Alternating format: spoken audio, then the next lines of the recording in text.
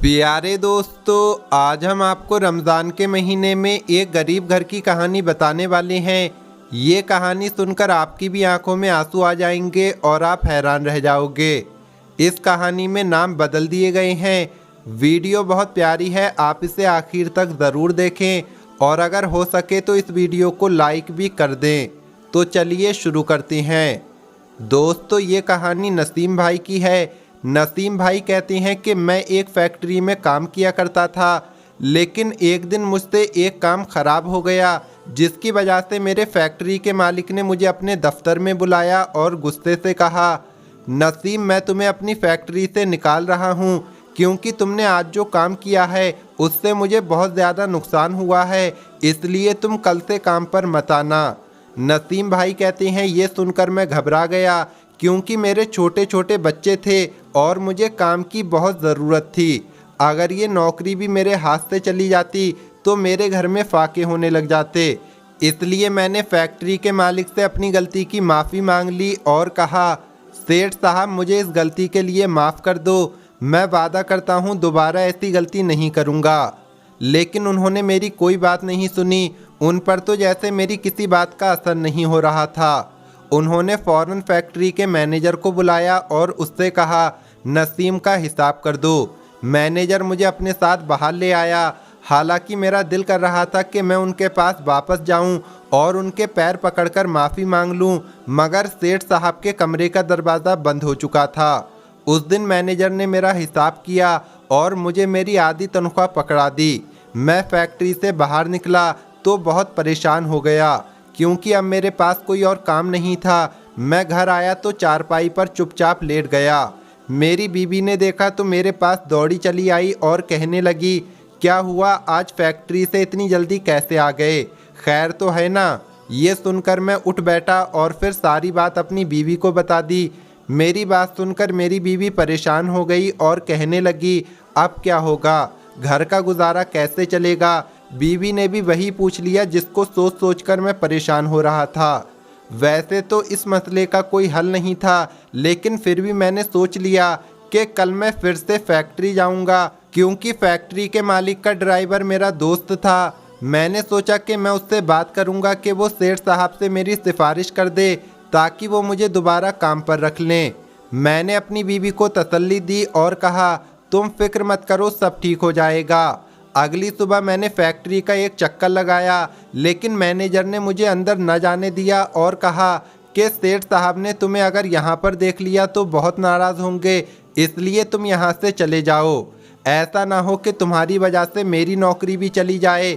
ये सुनकर मैं फैक्ट्री से बाहर खड़ा हो गया और सेठ साहब की गाड़ी का इंतज़ार करने लगा। कुछ देर के बाद गाड़ी आई तो सेठ साहब फैक्ट्री के अंदर चले गए, जबकि ड्राइवर गाड़ी में ही बैठा रहा। ये देखकर मैं जल्दी से उसके पास गया और कहा कि तुम मेरे लिए सेठ साहब से बात करो ताकि वो मुझे काम पर रख लें। ड्राइवर से मेरी अच्छी दोस्ती थी, इसलिए उसने कहा कि मैं कोई मुनासिब मौका देखकर सेठ साहब से बात करूँगा।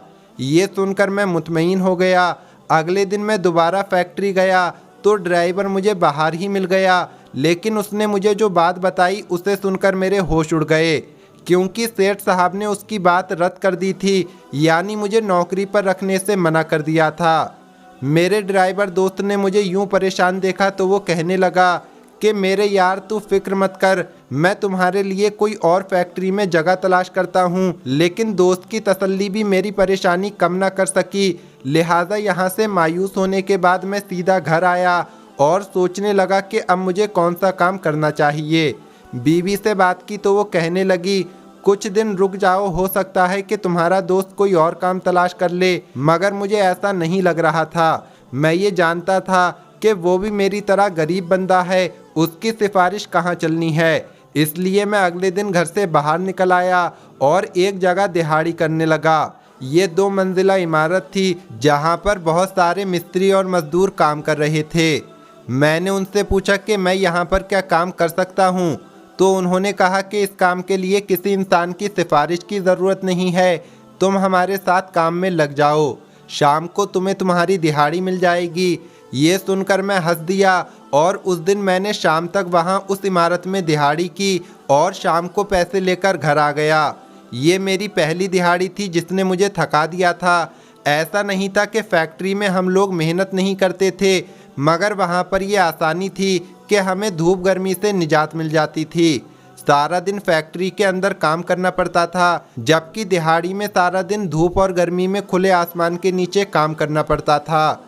नसीम भाई आगे बताते हैं कि मुझे मेरे पहले दिन ने ही थका दिया था, लेकिन जब मैंने शाम को उन पैसों से घर का चूल्हा जलता हुआ देखा तो मुझे बड़ी खुशी हुई कि मैं थक गया तो क्या हुआ, मेरी मेहनत की बदौलत मेरे बच्चे पेट भर के खाना खा रहे थे। यही वो खुशी और सोच थी जो मुझे दूसरे दिन भी दिहाड़ी पर ले आई और मैं ऐसी गर्मी में काम करने लगा। मैंने सोच लिया था कि जब तक मुझे कोई और काम नहीं मिल जाता तब तक मैं यहीं पर काम करूंगा ताकि मेरे घर का गुजारा चलता रहे। रमज़ान का महीना चल रहा था। एक दिन मैं दिहाड़ी पर जाने लगा तो मेरी छोटी बेटी दौड़ती हुई मेरे पास आई और कहने लगी, अब्बू आज मैंने भी रोज़ा रखा है, इसलिए शाम को इफ्तारी के वक्त फल फ्रूट लेते आना। ये सुनकर मैंने अपनी बेटी का माथा चूमा। उस प्यारी बेटी को क्या पता था कि उसके बाप पर क्या गुजर रही थी। रमज़ान का महीना था और शदीद गर्मियों के दिन थे। मेरा रोज़ा भी था और ऊपर से गर्मी भी उरूज पर थी। मैं जल्दी जल्दी घर से निकल आया और काम वाली जगह पर चला गया। रोज़े की हालत में ऐसा काम करना बहुत मुश्किल था, मगर मुझे अपने बच्चों के खातिर ये सब कुछ बर्दाश्त करना था। सारा दिन धूप और गर्मी में काम करने की वजह से मैं काफ़ी थक चुका था और मेरा दिल चाह रहा था कि मैं जल्दी से घर जाऊं और आराम से लेट जाऊं, लेकिन मुझे अपनी बेटी की बात याद आ गई कि अब्बू आज मैंने भी रोज़ा रखा है, इसलिए शाम को इफ्तारी के वक्त फल फ्रूट लेते आना। ये बात याद आते ही मैं जल्दी से ठेकेदार के पास गया और उससे आज की दिहाड़ी मांगी, मगर वो कहने लगा कि आज पैसे खुले नहीं हैं, इसलिए कल ले लेना। ये सुनकर मैं उदास हो गया क्योंकि आज मेरी जेब में कुछ ज़्यादा पैसे नहीं थे। खैर मैं बाज़ार में चला गया तो देखा लोग धड़ाधड़ इफ्तारी का सामान ख़रीदने में लगे हुए थे। मैंने सोचा कि चलो बच्चों के लिए कुछ ख़रीद लेता हूँ। मैंने जेब में हाथ डाला तो मेरे पास ज़्यादा पैसे नहीं थे, लेकिन मैं जिस चीज़ का भी रेट पूछता तो वो बहुत ज़्यादा होता। मैं उदास होकर वापस मुड़ने लगा कि अचानक मेरी नज़र गले सड़े फ्रूट पर पड़ गई। तो मैंने दुकानदार से पूछा, भाई ये गले सड़े फ्रूट मुझे कितने का मिलेगा? मेरी ये बात सुनकर दुकानदार कहने लगा, भाई ये तो मैंने जानवरों के लिए रखा हुआ है। मैंने उससे कहा कि मेरे पास ये पैसे हैं, क्या इसमें ये गला सड़ा फल फ्रूट मुझे मिल सकता है?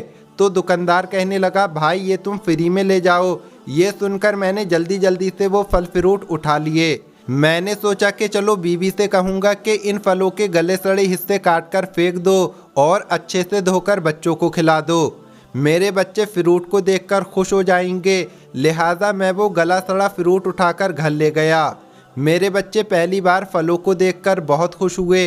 अपने बच्चों को खुश देखकर मेरी उदासी भी कम हो गई। इफ्तारी में अभी कुछ वक्त था, इसलिए मैं नहाने के लिए चला गया। नहाने के बाद मैं अभी चारपाई पर बैठने ही वाला था कि अचानक दरवाजे पर दस्तक हुई। मैंने सोचा कि इस वक्त दरवाजे पर कौन हो सकता है। खैर मैंने जैसे ही दरवाज़ा खोला तो सामने खड़े आदमी को देखकर मैं हक्का बक्का रह गया, क्योंकि मेरे दरवाजे पर मेरी फैक्ट्री का मालिक हाथ में ढेर सारा सामान पकड़े हुए खड़ा था। उसे देखकर मैं घबरा गया और कहने लगा, अरे सेठ साहब आप यहाँ मेरे घर में? मेरी घबराहट देखकर वो शर्मिंदा हो गया और कहने लगा, नहीं मैं यहाँ पर तुमसे अपने किए की माफ़ी मांगने आया हूँ, अगर हो सके तो मुझे माफ़ कर दो। ये सुनकर मैं हैरान रह गया, क्योंकि ये कैसे हो सकता था कि जिस फैक्ट्री के मालिक ने मुझे बेइज्जत करके निकाला था वही मेरे घर खुद आकर मुझसे माफ़ी मांग रहा था। फैक्ट्री के मालिक ने मेरी हैरानी देखी तो कहने लगा, क्या मैं तुम्हारे घर आ सकता हूँ? ये सुनकर मैं सेठ साहब को घर के अंदर ले आया। मेरी बीवी बच्चे इतना सारा खाने का सामान देखकर खुश हो गए। सेठ साहब ने मेरे बच्चों के हाथ में गला सड़ा फ्रूट लेकर अलग कर दिया और ताज़ा फ्रूट उनके हाथ में पकड़ा दिए और बाकी का सामान मेरी बीवी के हवाले कर दिया। बीवी सामान लेकर बावर्ची खाने के अंदर चली गई तो सेठ साहब मेरे पास आए और कहने लगे, मैं जानता हूँ तुम मेरे यहाँ आने पर हैरान हो रहे हो, इसलिए मैं तुम्हें सब कुछ सच सच बता देना चाहता हूँ। ये कहकर सेठ साहब कहने लगे, दरअसल अभी कुछ देर पहले जब तुम बाजार से वो गला सड़ा फ्रूट अपने बच्चों के लिए ला रहे थे तो मैं भी अपनी गाड़ी में अपने बच्चों के साथ बैठा हुआ था। मेरे बेटे ने तुम्हें ये गला सड़ा फ्रूट ले जाते हुए देखा तो ड्राइवर से पूछा, अंकल ये आदमी गला सड़ा फल फ्रूट क्यों ले जा रहा है। मेरे बेटे का ये सवाल सुनकर ड्राइवर ने उसे बताया, ये आदमी क्योंकि गरीब है इसलिए इसके पास ताज़ा फल फ्रूट खरीदने के पैसे नहीं हैं, इसलिए ये बेचारा ख़राब फ्रूट अपने बच्चों के लिए लेकर जा रहा है। ये सुनकर मेरे बेटे को बहुत हैरानी हुई। मैं उस वक्त मोबाइल पर किसी से बात कर रहा था इसलिए मैंने ये सब नहीं देखा, मगर मेरा बेटा ड्राइवर की बात सुनकर मेरे पास वाली सीट पर आकर बैठ गया और कहने लगा, पापा डॉक्टर्स कहते हैं कि गली सड़ी चीज़ें खाने से आदमी बीमार हो जाता है। देखो ना पापा, वो आदमी अपने बच्चों के लिए ख़राब फ्रूट लेकर जा रहा है। ये सुनकर मैंने अपने बेटे से कहा, तो बेटा मैं क्या करूं? मेरी बात सुनकर बेटा कहने लगा, पापा आपके पास तो पैसे हैं ना, आपको उस आदमी की मदद करनी चाहिए। ये सुनकर मैंने अपने बेटे से कहा, बेटा इस मुल्क में बहुत सारे गरीब हैं, मैं किस किस की मदद करूंगा। ये सुनकर मेरा बेटा कहने लगा, पापा कम से कम हमें इस गरीब आदमी की तो मदद ज़रूर करनी चाहिए, अगर आपने इसकी मदद नहीं की तो आज मैं खाना नहीं खाऊंगा। ये सुनकर मैंने ड्राइवर से कहा, ये आदमी कौन था? मेरी बात सुनकर ड्राइवर कहने लगा, सेठ साहब ये नसीम था जिसे आपने फैक्ट्री से निकाल दिया था। ये सुनकर मेरा बेटा मुझसे और ज़्यादा नाराज़ हो गया और कहने लगा, आपने इनको छोटी सी गलती के लिए काम से निकाल दिया था, इसलिए अब ये अपने बच्चों के लिए ख़राब फ्रूट लेकर जा रहे हैं। पापा आपको ऐसा नहीं करना चाहिए था। बेटे की ये बात सुनकर मुझे बहुत शर्मिंदगी हुई और मैंने अपने बेटे से कहा, ठीक है मैं इस गरीब आदमी को फिर से काम पर रख लेता हूँ, अब तो तुम खुश हो ना। ये सुनकर मेरा बेटा बहुत खुश हुआ, इसलिए मैंने उसे घर छोड़ा और ड्राइवर से कहा कि तुम्हारे लिए खाने पीने का सामान खरीद लाए और फिर तुम्हारे घर पर आ गया ताकि तुमसे अपने किए की माफ़ी मांग सकूं।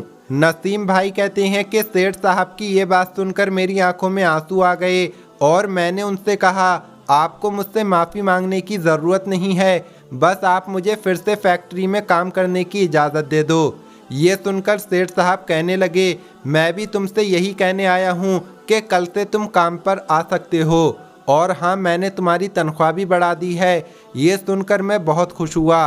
बिलाखिर अल्लाह पाक ने मेरी दुआ सुन ली थी।